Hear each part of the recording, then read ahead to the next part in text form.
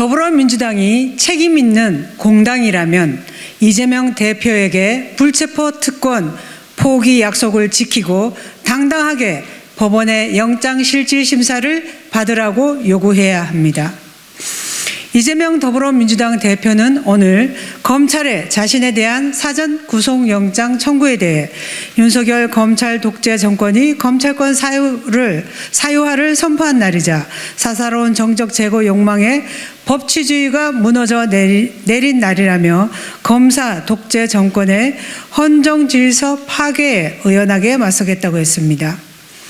이 대표의 정적 제거, 검찰 독재, 헌정질서 파괴 운운은 천문학적 규모의 부정부패 혐의에 대해서 국회와 국민까지 속이며 치해 복권을 누리겠다는 반법치주의적 행태를 드러낸 말입니다.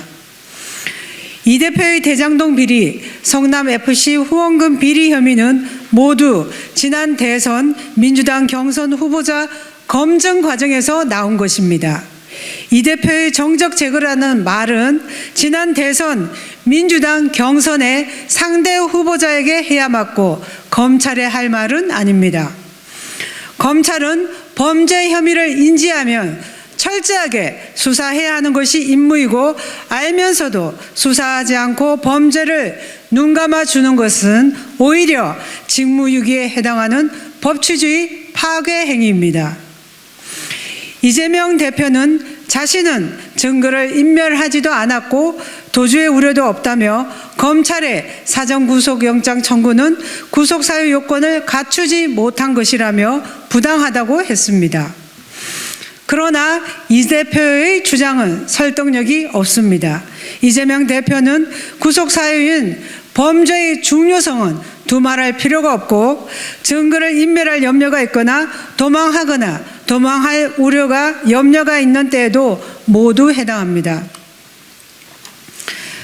친명계 좌장격인 정성호 의원이 이 대표의 정치 공동체인 정진상, 김용, 이화영을 릴레이 특별 면회하며 알리바이를 만들라고 한 말은 증거인멸 시도가 아니면 무엇입니까?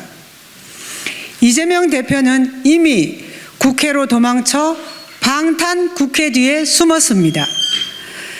민주당은 이재명 대표 체포 동의안 부결 당론 채택 여부를 저울질하고 있다고 합니다. 민주당은 내일 긴급 전국 지역위원장 회의를 열고 윤석열 정권 검사 독재 규탄 대회도 진행할 것이라고 합니다.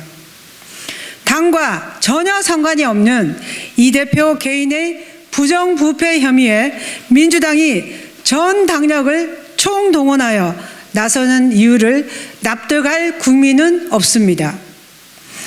더불어민주당이 책임 있는 공당이라면 이재명 대표에게 불체포 특권 포기 약속을 지키고 당당하게 법원의 영장실질심사에 임하라고 요구해야 옳습니다.